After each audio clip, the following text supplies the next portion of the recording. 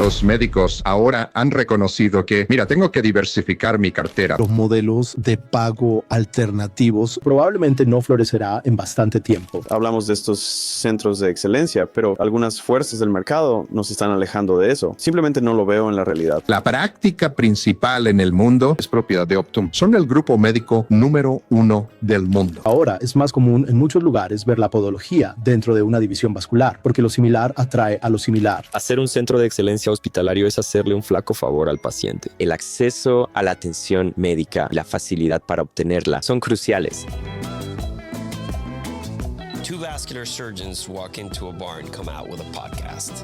We are talking everything vascular and not. Welcome to the Life of Flow podcast. Estamos grabando en directo desde Austin, Texas, una vez más. Por cierto, y ojalá no sea la última, pero la próxima vez que grabemos será en Houston. Mi querido amigo Lucas me ha prometido que me ahorrará un poco de la molestia. No es que tenga nada en contra de Austin, pero chicos, les digo que Houston es una ciudad mucho más bonita. De todos modos, puedo vivir sin todos los hippies de por aquí. Bueno, muchachos, les agradezco muchísimo que estén hoy aquí con nosotros. Estábamos hablando, o más bien queremos como que profundizar un poco en el, ¿sabes?, manejo actual y contemporáneo de, diría yo, el tratamiento de heridas a través de la atención vascular, o mejor dicho, las heridas en el ámbito vascular. Supongo que eso probablemente se refiere principalmente a la amenaza crónica de las extremidades y a la isquemia, a pacientes frágiles, a pacientes de edad avanzada, a pacientes con diversas comorbilidades, y a cómo el manejo ha evolucionado de alguna manera de lo que parece ser siempre este entorno de atención aguda a uno más longitudinal, el lugar de atención, y cuál es el equilibrio adecuado entre estos diferentes sitios de servicio, supongo. Y a esto se le pueden añadir muchas cosas, ¿verdad? A esto se le suma la idoneidad del cuidado de las heridas. Y también se le puede añadir la necesidad de un enfoque colaborativo y multidisciplinario. Puedes añadir esto, la minimización de técnicas, ya sabes, vasculares, de revascularización, y cómo mucho de eso se ha simplificado, ¿verdad? Y cómo manejas esto en el contexto de la capa increíblemente compleja de la atención médica y el negocio de la atención médica, ¿verdad?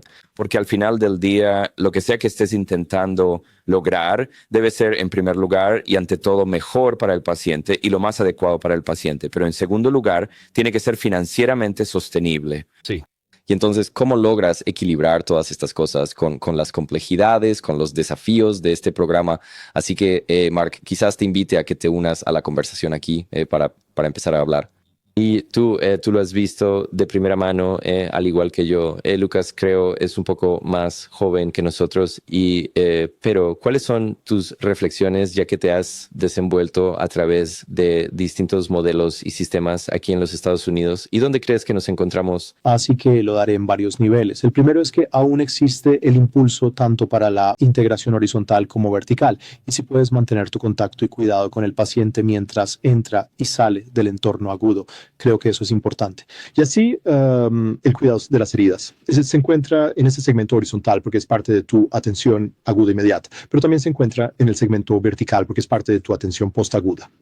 Pero esto significa que debes ser móvil. El paciente no siempre acude a ti necesariamente. Eres tú quien debe ir al paciente, ya sea en tu propio consultorio, en el centro especializado en el cuidado de heridas, o quizás, como Andrew nos indicará más adelante, en ese entorno postagudo, ya sea un hospital de cuidados agudos de larga estancia o un centro de rehabilitación.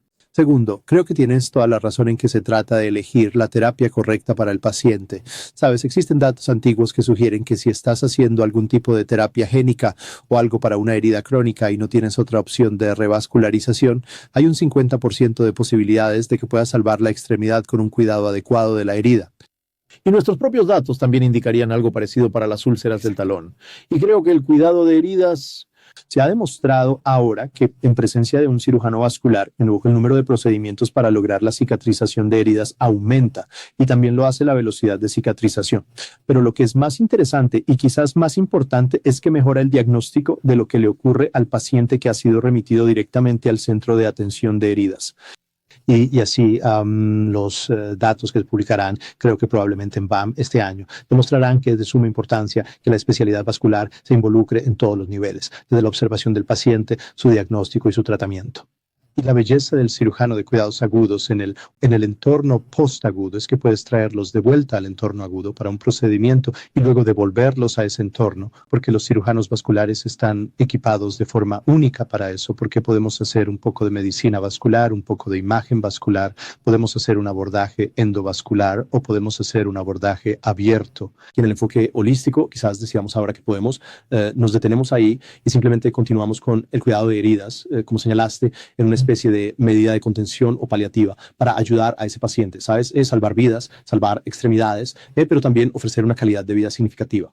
Estaba teniendo una discusión no hace mucho tiempo con una de mis colegas en Houston sobre cómo ella veía la preservación de extremidades, ¿sabes? Todo ese conjunto de esfuerzos, como lo que casi debería ser una formación de subespecialidad y que englobe todas estas otras cosas. Y yo supongo que a lo que ella estaba tratando de llegar es, ella estaba de alguna manera, supongo, poniendo en duda el valor de la atención multidisciplinar, lo cual me imagino que levantará algunas cejas en el contexto de decir, ¿sabes? Creo que debería haber, y ella no estaba necesariamente solo tratando de decir que los cirujanos vasculares son los mejores, ¿no? Lo que ella decía era, el cirujano vascular está, por así decirlo, simplemente capacitado para ofrecer una atención vascular completamente imparcial, pero ella quería llevarlo al siguiente nivel.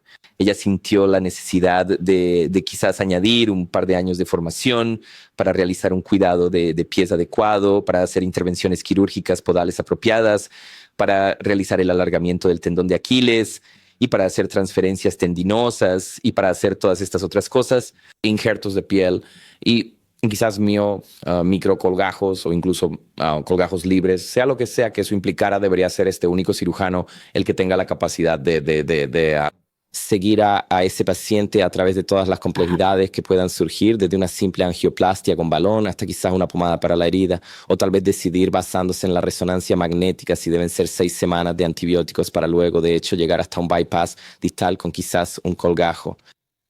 Y yo era ¿sabes? Yo personalmente no estoy de acuerdo con eso. Simplemente pensé que eso era un poco demasiado descabellado. Creo que eso es Sí, lo que... especialmente con colgajos. Sí, te refieres a hacer colgajos libres, ¿no? Sí, hacerlo ya lo sé. todo. Así que CLTI exige que una persona esté involucrada de la A a la Z y para mí me parece un poco descabellado. También parece bastante... Todo está anticuado, así que este concepto anticuado de que una persona haga todo, creo, ¿sabes? Operamos en sistemas de sistemas, así que necesitamos empezar a aprender a lidiar con ello. Y necesitamos empezar a identificar la fragmentación, como hay tanta fragmentación en la atención postaguda, hay todas estas, ¿sabes? Instalaciones de enfermería especializada, centros de rehabilitación, LTACs, todas operan de forma independiente, es extremadamente difícil comunicarse horizontalmente, así que ese es el problema. Yo creo, sabes que puedes tener a una sola persona que lo haga absolutamente todo, pero el paciente de todas formas abandona el hospital. Entonces, ¿qué? Vas a, sabes, seguir a este paciente a cada uno de los LTAC, a cada uno de los SNF, a cada... ¿Sabes? No lo sé. Eso parece... Se necesita una solución completamente diferente. Bueno, una de las cosas que yo digo con bastante frecuencia, supongo que ya sueno como un disco rayado, pero es que a lo largo de todos mis años dedicándome a la preservación de extremidades y realmente de verdad enfocándome de lleno en ese tema, me di cuenta de que el aspecto del cuidado de heridas, es decir, la atención longitudinal del paciente y la atención vascular, que de alguna manera deberían estar coordinadas, como bien señaló Mark, migraron de forma independiente. También migraron como negocios diferentes dentro del ámbito de la medicina. Los sitios donde se prestaba el servicio quedaron separados. Los expedientes médicos electrónicos también se separaron. Los profesionales en el centro de cuidado de heridas, ya sabes, estaban muy separados. Puedes encontrar al tipo que es ese cirujano vascular jubilado que va al cuidado de heridas, ¿verdad? O ese tipo de cosas, pero se convirtió casi como en estos silos completamente separados. Y luego, a tu punto exactamente, luego están estas otras instalaciones donde muchas veces, diría que la mayoría de las veces, estos pacientes frágiles terminan y no tenemos ni idea de dónde están, ¿verdad? Como si que, pero digo nosotros, los que estamos en el entorno agudo y hay una interrupción. Así que el negocio, de alguna manera, está casi intencionalmente o no, no lo sé, ha sido fragmentado para no generar una continuidad en la atención a lo largo de, ya sabes, a lo largo de todos los involucrados. Pero tú sabes, Andrew, viniendo de un rol de liderazgo en PAM Health y sabes, ustedes se enfocan en el largo plazo, en la atención crónica. ¿Cuál es tu perspectiva sobre el problema de los sistemas? Y estoy seguro de que puedes contarnos un poco la historia de cómo toda esta atención ambulatoria y rehabilitación hospitalaria e incluso la atención domiciliaria se ha desarrollado como una necesidad para el paciente, pero también se fragmenta de la fase aguda de la atención. Y me encantaría escuchar sus perspectivas sobre cómo este negocio parece haberse migrado tan distante el uno del otro. Sabes, hay muchos puntos excelentes aquí y creo que el problema principal es cuando hablas de un sistema, ¿verdad? Y cómo desfragmentar la prestación de servicios, los episodios de atención. Sabes, me pongo a pensar en la persona que recibe atención médica de forma episódica, que acude a un centro de atención aguda a corto plazo para que se aborde ese episodio o esa intervención. Y como bien señalas, se les da de alta a algún tipo de entorno. Lo que sí sabemos es, y aunque hablemos solo de la población de Medicare, el 40% de estos pacientes, si reciben el alta, terminan en algún tipo de entorno postagudo. Así que no puedes, como dices, no puedes estar en cada hospital de cuidados agudos a largo plazo, en cada centro de rehabilitación para pacientes internos, en cada centro de enfermería especializada y establecimientos de esa índole. Entonces, ¿cómo abordas y cómo proporcionas continuidad de atención dentro de un ecosistema donde ahora gestionas la salud del individuo? Y realmente creo que ahí es a donde tenemos que llegar, ¿verdad? Tenemos que crear ecosistemas sobre cómo se gestiona al paciente a lo largo de los distintos niveles. Así que sí, no deberías estar en cada centro de enfermería especializada, rehabilitación del ETAC. No tiene sentido, ¿sabes? ¿Cómo puedes distribuirte por una ciudad como Houston, ¿verdad? No puedes estar en Clear Lake y luego en Humble o Sugar Land o el Centro Médico de Texas de forma eficiente y realmente brindar esa atención. Pero déjame decirte lo que sí puedes hacer. Piensa en reflexión en un momento, en sus propias prácticas, en cómo ha sucedido esto. Así que, por ejemplo, si ustedes van a la ciudad de Houston, se darán cuenta de que quizás hay solamente 1 o 2 lugares que son realmente conocidos. ¿Por qué? Por la cirugía aórtica, ¿no es así? Estos son los lugares a los que debes acudir si necesitas una cirugía aórtica compleja, ¿me entiendes? Por ejemplo, en una ciudad como Austin, irás a un lugar específico para intervenciones cerebrovasculares, porque ese es el centro que ofrece un servicio verdaderamente integral. No todos los sitios realizan este tipo de procedimientos tan especializados. Y creo que esto mismo se aplica aquí, incluso al cuidado de heridas. No todos deberían estar esencialmente haciendo cuidado de heridas y fragmentando aún más, sino que debería haber una concentración, una capacidad, una especialización en ciertos mercados donde la gente acude porque existe un sistema de atención, porque hay un intervencionista vascular involucrado. Porque sí tienen una relación con un sistema que les proporciona ese nivel de atención, ya sea desde la atención de larga estancia, el ETAC, hasta el cuidado en el hogar, ¿verdad? Porque hay organizaciones que solo ofrecen el ETAC, otras solo rehabilitación o únicamente atención domiciliaria. Creo que lo que nos hace verdaderamente únicos es que llevamos esa atención desde el ETAC hasta el hogar. Y a eso le sumamos capacidades de atención de heridas móviles e incluso profesionales visitantes, porque, seamos sinceros, la salud digital es hacia donde nos estamos moviendo ahora, ¿verdad? Es una plataforma que explica el modo en que se te brinda y se te hace llegar la atención médica. Todo ello gestionado a través de una misma plataforma. Y a través de esa plataforma podría haber ciertos servicios disponibles dentro de ella para asegurar que esa persona a la que se le está dando seguimiento para preservar esa extremidad tenga el mismo estándar de atención, los mismos protocolos de tratamiento y demás a lo largo de todo el proceso para garantizar que se le siga adecuadamente. Y si luego hay necesidad de levantar la mano para que te vuelvan a atender en el ámbito de los cuidados agudos, tienes ese FastPass de Disney para llegar allí, porque ya estás familiarizado con los niveles de atención. Seamos realistas, lo que hemos visto específicamente en cirugía vascular es que el advenimiento de que no necesito necesariamente hacer todo en este hospital en particular, ¿verdad? Sabes, ahora ha habido un desarrollo de OBL. ¿Por qué? Porque tiene sentido. Porque puedes centrar la atención al paciente en el momento que sea mejor para ellos de la manera más conveniente y económica. Ya sabes, los centros de cirugía ambulatoria necesitan tiempo en el quirófano, pero puede que ese tiempo no esté disponible porque hay otros problemas en marcha. Quizás haya traumas, quizás haya otras cosas. Pero esto se puede hacer de una manera centrada en el paciente que le permita al individuo recibir la atención que necesita en un entorno mejor y más rentable, que sea igual de seguro. Y todo se trata de esos resultados, ¿verdad? Entonces, puedes preservar y mantener esos resultados. Así que cuando pienso en hacia dónde tenemos que avanzar para lograr sistematizar y desfragmentar, no sé si esto tiene que ver con la naturaleza tan disruptiva de lo que estamos intentando llevar a cabo, pero en realidad lo que estamos haciendo es regresar a los principios fundamentales. Vamos a crear un ecosistema en el que gestionemos la salud de esa población a lo largo de un proceso continuo con los profesionales adecuados participando y brindando esa atención. Y tenemos ejemplos de cómo Mark en San Antonio logró esto. Pudo asegurar que desde el centro de trauma de nivel 1 hasta el centro ambulatorio de cuidado de heridas para pacientes externos, ese paciente fuera atendido. Y cuando finalmente se reintegraron a la comunidad, fue con una herida ya sanada o con una intervención postvascular, cualquiera que fuera el caso. Y se obtuvo un resultado positivo a un costo más favorable. Esto se está haciendo en otras áreas. Tú lo estás haciendo, ¿sabes? Miguel, en Houston, Luca, tú lo estás haciendo, ¿sabes? Dentro del MCA de Austin.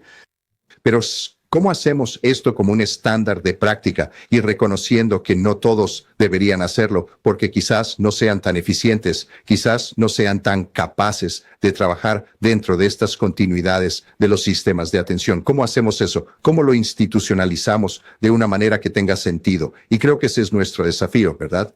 Así que una de las cosas que creo ayuda a establecer el tono de la conversación de muchas maneras es la comprensión de que estos pacientes son pacientes de por vida.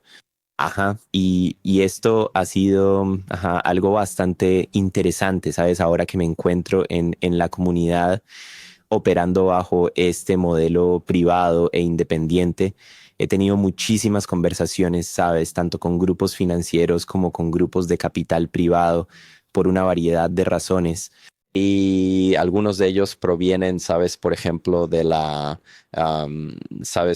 por ejemplo, de una clínica de venas, ¿verdad? O de una clínica de embolización de fibromas. Y así hay estos conglomerados gigantes que tienen un servicio ambulatorio masivo con herramientas de marketing masivas.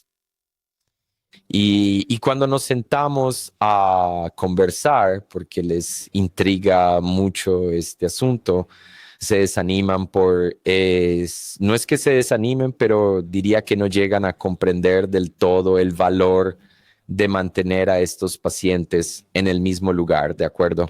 Porque también existen instalaciones que han surgido y evolucionado precisamente por la necesidad de esto, ¿no es así? Quiero decir, estamos hablando de una necesidad real, ¿verdad que sí? Y entonces, cuando se presenta una necesidad clara y además existe un respaldo financiero, es inevitable que todo tipo de oportunidades comiencen a florecer. Algunas de ellas, por supuesto, con más vicios o con aspectos menos éticos y otras, como bien sabes, mucho más consideradas y reflexivas. Pero lo que ha sido un problema, creo, es el desarrollo de centros vasculares ambulatorios que, en mi opinión, piensan que su función principal debería ser proporcionar únicamente atención aguda a estos modelos de pacientes, ¿verdad? Sí, así es. Todo lo que hago es que me refieras a este paciente, voy a hacerla una angio, ¿sabes? 37227, sí, aterectomía, stent y angioplastia con balón con una SFA y listo, sí. Yo, ¿sabes? El próximo paciente. Y tenemos que ver 10 de esos al día, sí. Y esos son los que acaban, ¿sabes? Sí, con problemas, ¿verdad? Esas son las personas que terminan con Medicare quemando su RCM, pero eso para mí está esencialmente mal.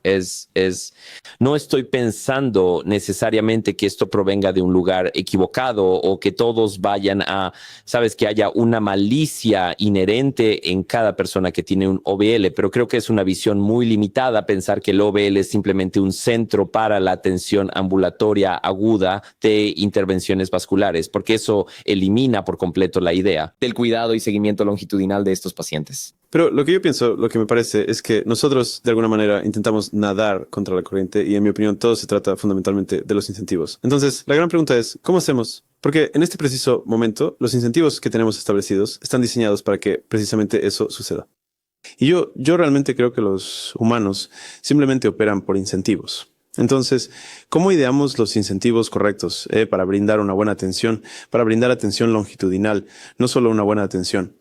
Para proporcionar atención longitudinal y atención integral, donde la intervención vascular es solo una parte, pero la parte importante es el cuidado de las heridas. Yo creo que la parte importante también es la nutrición y otras modificaciones del estilo de vida. Eso es lo que llevó al paciente hasta ahí.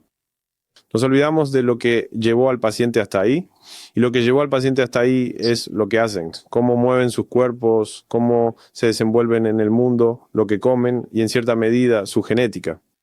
Así que no podemos influir en la genética. Las otras dos cosas sí podemos, y podemos influir en el cuidado de heridas, y podemos influir, y podemos hacer angiogramas. Pero los incentivos están diseñados para hacer angiogramas, hacer el 355, lo que sea, 7. No puedo memorizar estos códigos. Sí, deberías saber programar a estas alturas de tu carrera. Bueno, tengo una aplicación. Mi teléfono sí me dice que tengo que codificar. No sé si ya lo han descifrado, pero los nefrólogos llevan haciendo esto desde hace muchísimo tiempo, ¿verdad? Y creo que cuando analizamos todo esto, algo que realmente necesitamos comprender son los patrones de enfermedades crónicas y complejas, ¿no? Creo que la CLTI es más comparable a la diálisis, ¿verdad? En la insuficiencia renal y en la insuficiencia cardíaca. Altamente complejo, con múltiples personas involucradas, atención a largo plazo, varios puntos de servicio, termina en un LTAC, atención médica domiciliaria. Y sí, yo creo que otras condiciones de salud y especialidades médicas como la nefrología han procurado a través de programas de atención basados en el valor, entender cómo realinear los incentivos o como Lucas podría llamarlos, los desincentivos. Pero cuando tienes instituciones tan fragmentadas y no estoy seguro de que eso sea algo súper fácil de poder ofrecer. Pero, Mark, ¿cuáles son tus reflexiones sobre un programa de atención basado en valores? ¿Qué tan lejos estamos de lograrlo? ¿Es realmente factible? Y si lo es, ¿cuáles serían los pasos necesarios para poder alcanzarlo? En mi opinión, tienes razón. Creo que la diálisis renal y esa población de pacientes es un ejemplo perfecto de cómo los aspectos financieros, la necesidad de atención y las especialidades médicas se unen y avanzan juntas. La Sociedad de Cirugía Vascular intentó desarrollar un modelo de pago alternativo para CLTI y encontró que el problema era que no estaba suficientemente respaldado por datos, por la literatura, en las áreas que quizás usted mencionó que no tenemos. 2, es muy heterogéneo. Y en tercer lugar, ¿qué documentas como tu resultado? Así que, por ejemplo, es una herida que ha sanado por completo, es una herida estable, es un paciente que vive en casa, es una persona que todavía es móvil, pero quizás en algún tipo de dispositivo que descarga o equivalente, y aunque está publicado y está ahí fuera, realmente no ha avanzado mucho, y es porque todavía trabajamos en la sombra hasta cierto punto. Hemos hablado sobre el índice de privación de área y cómo podría gestionarse, lo cual refleja todo lo que Lucas mencionó. También no hemos comprendido realmente que cuando hablamos incluso de las divisiones de cirugía vascular o las divisiones de cuidado de heridas o incluso las LTACs, es un espectro completo. No hay monolitos allí. Todo es un poco diferente. En realidad no tenemos esta atención verdaderamente integrada que deseamos. Así que creo que alcanzar un modelo de pago alternativo requerirá un poco más de datos. Creo que también requerirá lo que Medicare siempre ha mencionado, que es experimentar. Por favor, muéstrenme lo que se podría hacer. Lo han intentado con grandes articulaciones importantes y como saben, en Dell hay toda una idea de que cuando se aborda el dolor de espalda o las articulaciones importantes, Entonces, se busca integrar todos estos aspectos sociales. Puede que esto disminuya su parte procedimental, pero la vida útil completa del paciente y sus intervenciones mejoran. Y por eso creo que apenas estamos empezando. Creo que los modelos de pago alternativos o sus equivalentes a nivel de Medicare probablemente no supondrán una carga Por un tiempo, pero probablemente no florecerá en bastante tiempo. Y creo que a medida que adquirimos más datos, pero también a medida que experimentamos, y si lo piensas, hace 20 años, el toe and flow ya existía, pero ahora es más común en muchos lugares ver la podología dentro de una división vascular, porque lo similar atrae a lo similar. Y así creo que solo tenemos que ser pacientes, experimentar y crecer. Pero también pienso que la idea de que todo vaya a ser como un centro aórtico en un hospital de agudos ha desaparecido por completo. Creo que terminaremos con este nivel tan híbrido, donde tú técnicamente como cirujano vascular, ya sea de una manera cibernética o de una manera física, te moverás más hacia el paciente.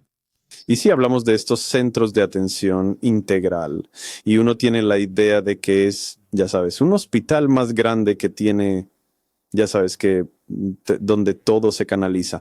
Pero lo que veo en el mercado, tanto aquí en Austin como cuando vuelvo a casa en Puerto Rico, son hospitales más pequeños que no tienen la intención de convertirse en el, ya sabes, centro de atención cuaternaria. Entonces hablamos de estos centros de excelencia, pero algunas fuerzas del mercado nos están alejando de eso. Y, sabes, yo simplemente simplemente no lo veo en la realidad. Cuando conduzco y veo hospitales, eso no es lo que estoy viendo. Entonces, ¿cuál es la desconexión que hay ahí? Así que considero que es el centro de menor tamaño, o el centro con un espíritu más emprendedor, o quizás alguien que ha trabajado fuera del ámbito clásico, quien demuestra mayor agilidad y tal vez dispone de más recursos para alcanzar el punto donde se necesita estar.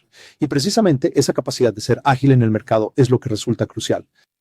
La segunda cosa es que a menudo encontrarás que son personas que están fuera de donde, digamos, se han formado o trabajado, y así no están arraigados por la endogamia.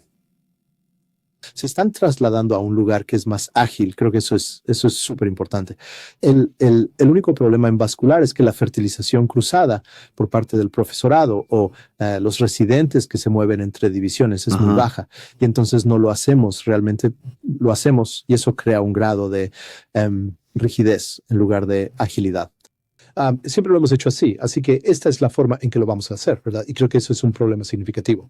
Y Andrew puede hablar de eso porque en su modelo es esta idea de que no cambian de rumbo en un instante, pero tampoco son un superpetrolero que tarda días en girar.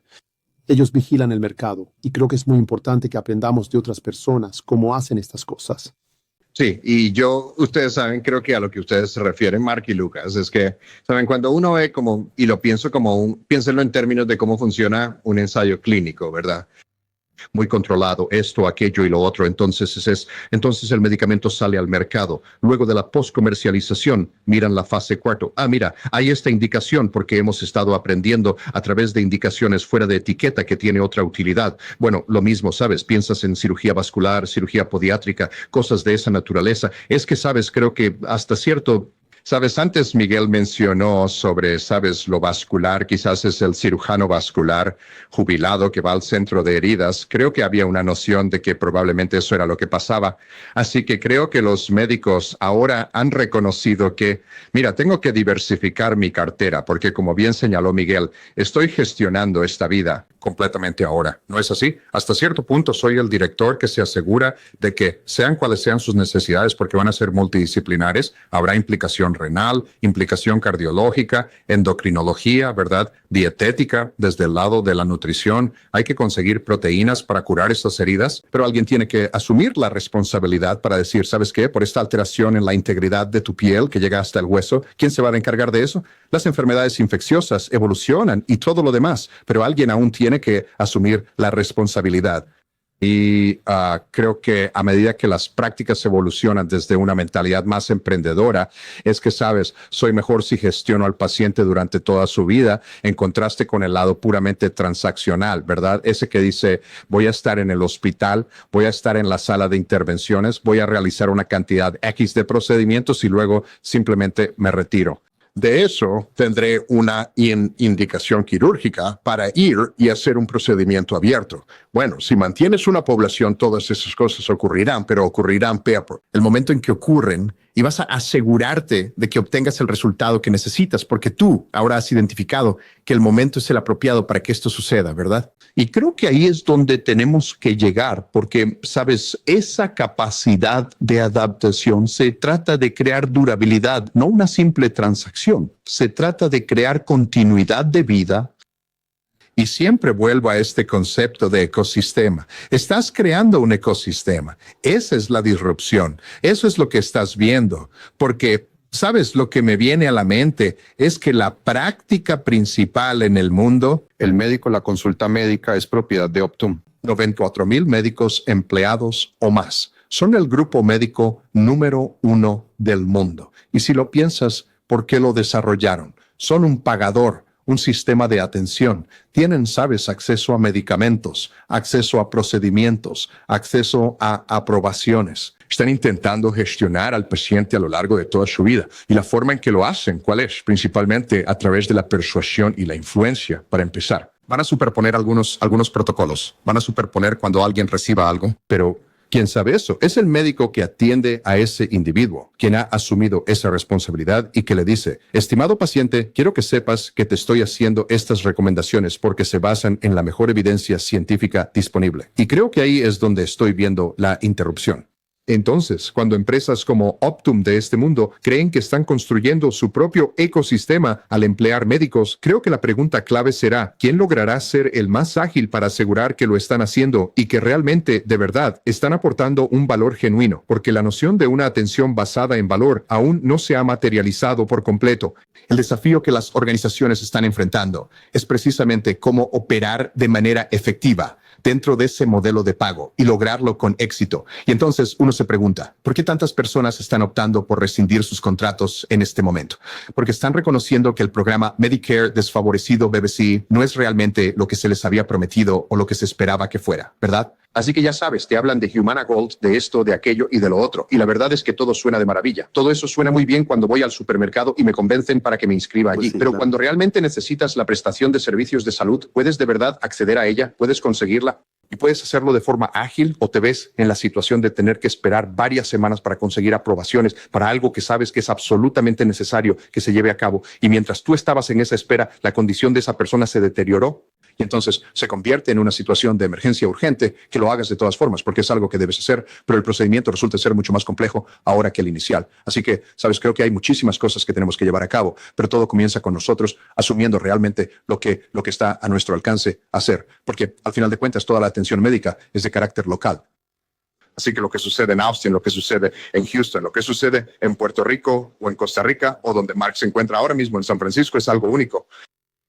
Pero ¿cómo lo aplicamos de una manera que tenga sentido para esa población? Porque sus necesidades son diferentes y sus condiciones crónicas son diferentes. Y, sabes, esto es otro segmento completamente distinto, pero tendremos que averiguar cómo gestionamos la atención de enfermedades crónicas, porque de muchas maneras ese es el problema de salud pública subyacente que tendremos que abordar eventualmente. Entonces, ¿cómo se ve el modelo de empleo? ¿Cómo se integran? Porque no lo veo que suceda. Si estoy empleado por un hospital y tú eres un paciente ambulatorio, sabes, tú eres esta entidad que está intentando guiar al paciente en este proceso, pero otra persona está pagando mi salario, otra persona me está dándome incentivos diferentes a los que tú tienes. Entonces, ¿no sería eso? Eso implicaría que probablemente una porción de estos profesionales de la medicina, un grupo de estos cirujanos vasculares o cualquier otro especialista, deberían ser contratados por organizaciones del tipo de PAM. Sí, no creo necesariamente, sabes, con respecto a lo que dices. Sí que, digamos, por ejemplo, que un médico es contratado por una institución hospitalaria para ejercer como médico de la facultad y sus principales objetivos son ser un médico de guardia para emergencias vasculares y también ver pacientes, ¿verdad?, en el hospital, hacer consultas.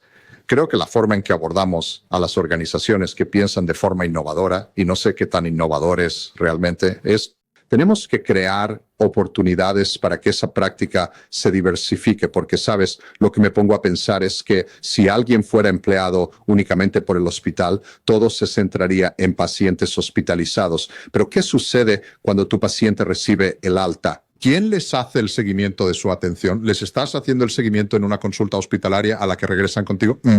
Puede que sí, puede que no, pero creo que nuestro valor añadido, lo que nosotros aportamos, es que, estimado hospital que emplea a un cirujano vascular, colaboremos, porque al final del día, estos pacientes, cuando identificamos las necesidades que requieren ese nivel de atención, se los coordinaremos de vuelta a ustedes. Y ahí es precisamente donde entra en juego el incentivo, porque sabes que si eres un médico cuya remuneración se basa en las RVU, de repente te encuentras con una nueva y valiosa fuente de potencial de RVU que está coordinando esa atención y la devuelve directamente a ti, porque una vez que te dejan dentro del modelo existente, podrían ir a otra ubicación y que todo comience de nuevo, una vez más. Pero considero que el principal incentivo aquí es que logras mantener a tu paciente, además de obtener una nueva fuente de oportunidades y otros pacientes que no están alineados con un tratamiento vascular efectivo. Ahora tenemos una vía clara para que reciban la atención vascular apropiada que necesitan.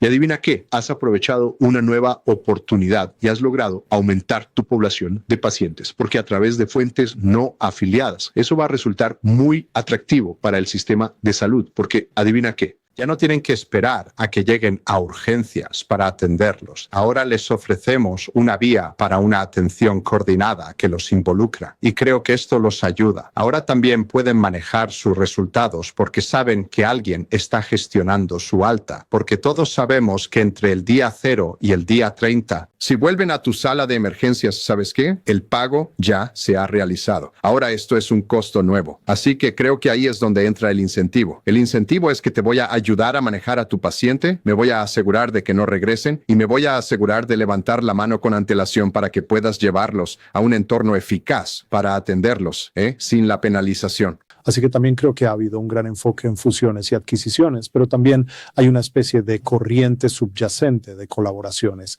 que es lo que no quiero en mi campus, que alguien más me puede ofrecer.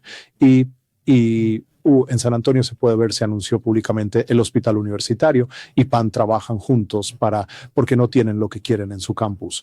Y así, aunque estés empleado, existen situaciones. Siempre que tu organización esté de acuerdo en que esto tiene sentido para ellos por diversas razones, generalmente sucederá. Y Andrew tiene razón, hay un punto de vista económico, hay un punto de vista general y hay un punto de calidad. Pero el gran problema ahora es cómo puedo contener mis reingresos. Y esto ha funcionado muy bien para los trasplantes, donde los hígados, riñones y dispositivos de asistencia ventricular, VADS, se dan de alta muy temprano, porque el hospital sufre un impacto financiero inmediato si mantiene a los pacientes demasiado tiempo debido a su sistema de pago de RG, pero si pueden trasladarlos a una instalación que comparta datos de manera adecuada y pueden contar con lo que la gente ha llamado externistas, es decir, profesionales que hacen rondas en estas instalaciones, eso funciona realmente bien.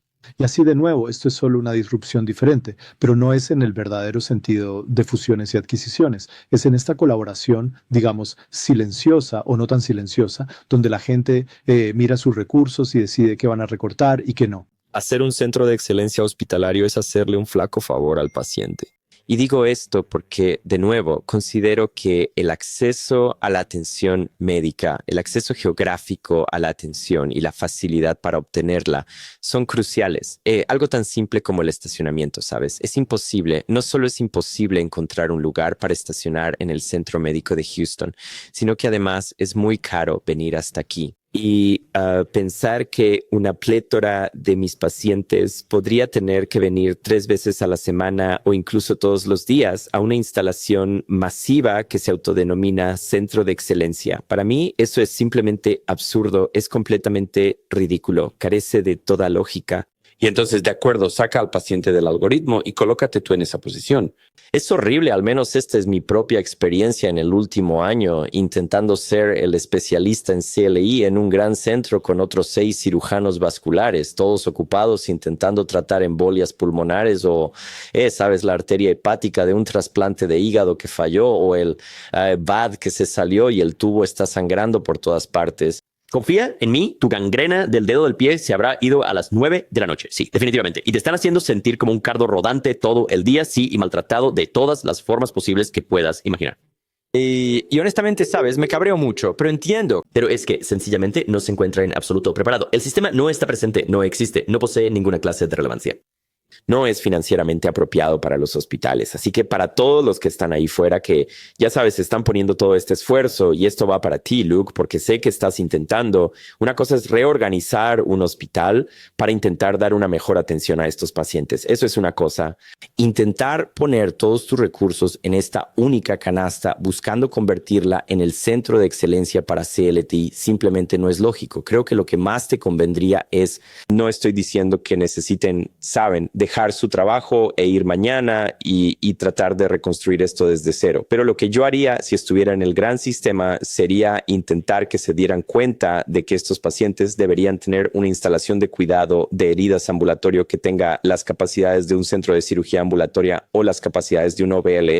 Porque si hablas con la alta dirección del hospital, probablemente tendrás que venderlo con capacidades ASE, pero mantén a esos pacientes allí y entonces te conviertes en el pastor. Y luego, cuando ese paciente necesite un bypass popliteo a pedio dorsal, lo atraes al hospital y supervisas su atención para que no haya 30 personas intentando pedir mierda que no tiene que pedirse. Sí. Resonancias magnéticas que se interpretan erróneamente una y otra vez, el diagnóstico alterando el curso del plan y gente que diagnostica embolias pulmonares en personas que han tenido EPOC por años y que esa es claramente la razón por la que están hipóxicos. Así es como funciona y entonces te conviertes en el pastor. Llevas a ese paciente al entorno de cuidados agudos. Tu equipo se encarga, hace lo que tiene que hacer y luego rápidamente lo baja de nivel, lo desescala y lo traslada de nuevo a una instalación donde tienes cierto grado de atención coordinada. Quizás en el escenario ideal tienes una APP que puede hacer rondas con estos pacientes cuando están en PAM. Pero luego con el tiempo regresan a ese centro de atención ambulatoria al que es fácil llegar, donde te ven con regularidad y tú eres el cuidador tú eres el que lleva las riendas. Eso es lo que el sistema descentralizado, creo, es lo que realmente va a funcionar. Y esto es lo que también me parece, creo que esta es una especie de premonición de que a medida que vayamos adoptando la inteligencia artificial, nos va a volver mucho más eficientes. Así que en lugar de poder atender a 500 pacientes, probablemente podrás atender a 5,000 pacientes si tienes todos estos sistemas descentralizados que tienen la capacidad de tener ojos y oídos digitales y puedes manejar a estos pacientes localmente. Y luego nos encontramos con estos puntos de inflexión que resultan ser críticos, que crean una trayectoria para que digas, oye, ese paciente necesita ser trasladado al entorno de cuidados intensivos y luego dado de alta de nuevo. Y después este camino. Sí, pero entonces tú, como el orquestador de este hermoso ballet de la gestión asistencial, y no es la estructura intrincada donde todos intentan, ¿sabes? Y luego todos, y de nuevo, sí, la aterectomía, simplemente no tiene ningún sentido. Sí, ¿a quién le importa, sabes? O sea, eso es lo que yo creo. Quiero decir, ya tiré la toalla. Es que no me interesa estar allí a las 9 de la noche. Sí. Y yo puedo realizar ese mismo caso que es tan sencillo al día siguiente. Y como bien señala Andrew, por apenas 1/8 del costo total que ese gran hospital le cobraría a United Healthcare. Así que todavía me asombra que United Healthcare no sea la entidad que me ayude a mover la aguja. Andrew, ¿no crees que son los pagadores quienes esencialmente deberían estimular esto? Sí, creo que a tu punto, creo que, sabes, los pagadores, y seamos honestos, sabes, siempre me interesa cuando veo un hospital contraatacando a los pagadores diciendo, adivina qué, sabes, no nos están pagando las tarifas que necesitamos para poder ofrecer y brindar la atención básica que se nos exige dar, así que los vamos a dejar, nos vamos a divorciar de ellos. Y, sabes, si lo piensas bien, los 3 pagadores más grandes, si los juntas, estamos hablando de aproximadamente $1.7 billones en sus ingresos. ¿Cómo se puede convencer a un pagador que cuenta con una línea de ingresos colectivos que asciende a 1.7 billones cuando se tiene un sistema de salud que quizás maneja unos 400 millones, ¿verdad? Hay algunos sistemas de salud, sí, que alcanzan los 1,000 o 2,000 millones, pero no llegan a ser 1 billón. ¿Y cómo convences de eso, verdad? Te dirán, estupendo, sal de nuestra red, ¿de acuerdo? Puedo conseguir la cobertura de red adecuada con estos otros 4 sistemas de salud y prescindir de ti. Así que considero que el pagador debería formar parte de algún tipo de incentivo para reconocer esto. Absolutamente sí. Y creo que son muy hábiles para reconocer que, oye, estimado Miguel, sé que tú puedes ofrecer esta atención y realizarla a 1/8 parte del costo y por lo tanto voy a crear ese pase rápido para que cuando los pacientes lo necesiten vengan directamente a ti. Y para cuando llegamos al punto en que se le reconoce, adivina qué, ya ha evolucionado a otra cosa. Y creo que donde estamos hoy en día es que debemos seguir impulsando y haciendo lo correcto al abogar por el paciente. Y cuando reciban las denegaciones que apelen, que lo hagan con mucha energía y que demostremos la necesidad, porque lo que sí sabemos es el 70% de esas denegaciones se anulan en apelación porque están aprobadas por el CMS y por eso sabemos que estamos haciendo lo correcto. Es que de alguna manera tenemos que seguir desafiando esa norma y esa es la disrupción que buscamos, ¿verdad? La inteligencia artificial nos va a ayudar con eso porque nos va a permitir obtener datos de forma más rápida y mejor y además va a ser capaz de agregarlos de una manera que realmente tenga sentido. Visiblemente, al menos en cuanto a visibilidad digital, parece ser, es esto también una especie de última milla que podría ayudarnos a integrar nuestros sistemas, ¿verdad? Sabes, me encantaría poder saber, yo estaba bromeando, pero no bromeando el otro día. Yo decía, siento que algunas de estas piernas me gustaría ponerles un GPS, porque hago todo este trabajo y luego una ambulancia a las 2 de la mañana se los lleva a donde diablos quieran ir y después no tengo ningún control, no tengo ni idea de quién está allí. ¿Sabes? Pero podríamos estar siguiendo algún tipo de protocolo, participando en un estudio, ni una investigación o algo por el estilo y de repente el paciente acaba sufriendo una amputación o quizás se le realiza una prueba que es absolutamente innecesaria y luego quizás si yo hice algo y terminaron en una rehabilitación para pacientes internos, yo quiero saber cómo están y luego cómo regresaron a casa y cuándo regresaron a casa y sabes, hay todas estas, hay una falta de visibilidad por no contar con expedientes médicos electrónicos o digamos una visibilidad deficiente en la comunicación, ¿verdad? Qué maravilloso sería que alguien simplemente pudiera preguntarme, oye, tengo una pregunta sobre el régimen de terapia antiplaquetaria o, oye, el paciente acaba de salir del bypass, pero no se le ha administrado aspirina ni Plavix. El hospital los envía a casa sin nada. Como estas respuestas tan básicas y si hubiera formas en las que pudiéramos evaluar mejor eso es algo que realmente me tiene dándole muchas vueltas a la cabeza. ¿Qué puedo hacer yo desde mi posición, verdad? Donde estoy intentando crear un modelo descentralizado de atención ambulatoria y sigo utilizando el hospital o la atención hospitalaria o la atención domiciliaria en que podría convertirse, ¿sabes? Este único lenguaje que me permita tener visibilidad de todo lo que está pasando. Bueno, no sé si eso sea tan fácil, Andrew, pero estoy seguro que te preguntas esto con frecuencia porque estoy seguro que lo que quieres ofrecer a tus médicos que envían pacientes allí es visibilidad. Entonces, ¿cuál es tu opinión desde ese punto de vista sobre qué herramientas podríamos usar? Porque a tu punto, sí, no puedo estar en todas partes. Sí, creo que sabes lo que se me viene a la mente. Sí, y sabes, estas son las cosas que nos hacen rascarnos la cabeza. A lo que te refieres es que a las 2 de la mañana, cuando un paciente tiene un episodio agudo y se encuentra en la sala de emergencias, en una instalación no afiliada, recibiendo un estudio completo para cualquier condición que sea, ¿verdad? Y luego deciden que necesita esto, pero ya habían sido atendidos y recibían buena atención antes de todo eso. Sabes, pienso en un par de cosas. Creo que tendremos que crear una verdadera plataforma de pasaporte digital que siga al paciente por los distintos centros o episodios, ¿verdad? No es tarea fácil, pero se puede hacer. Los pacientes con CLTI o heridas equivalentes son de muy alto costo y alta necesidad. Tienen otras comorbilidades que hay que manejar. Muchas de las compañías de los pagadores tienen expedientes médicos electrónicos silenciosos. Es decir, han recopilado todos los datos de Cerner, Epic, lo que sea, y los están poniendo en su propio EMR. Pero nosotros no tenemos acceso a eso porque ellos ven el control de la información y la provisión de la información como la forma de controlar sus costos y la gestión del paciente. Si tomamos como ejemplo Oscar, que es una empresa que opera de forma completamente digital y que solo funciona en mercados específicos, ellos asignan casi 3 cuidadores a cada uno de sus pacientes y se espera que llames antes de dirigirte a cualquier lugar y solo entonces envían al paciente a ese sitio. Así que no es un sistema de GPS o una etiqueta, pero es algo equivalente.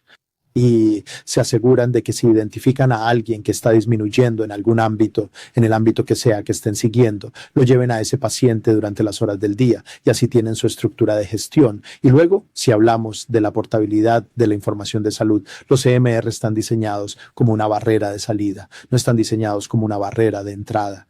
Y así intenta mantener los datos al paciente y todo lo demás dentro de sus sistemas. Nunca hemos logrado resolver ese problema, pero en Israel la empresa Maccabi les proporciona a sus pacientes todos sus datos en una tarjeta de crédito y así puedes ir a cualquier lugar. Y mientras tengas el dispositivo de lectura para la tarjeta de crédito, tu información viaja contigo.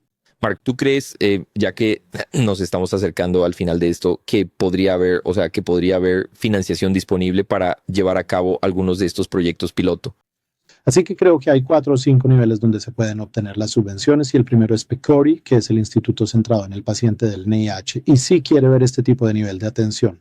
Sí, eso es probablemente más basado en datos, pero definitivamente está presente. Segundo, el CMS tiene subvenciones experimentales, donde quieren que la gente pruebe nuevos modelos de atención.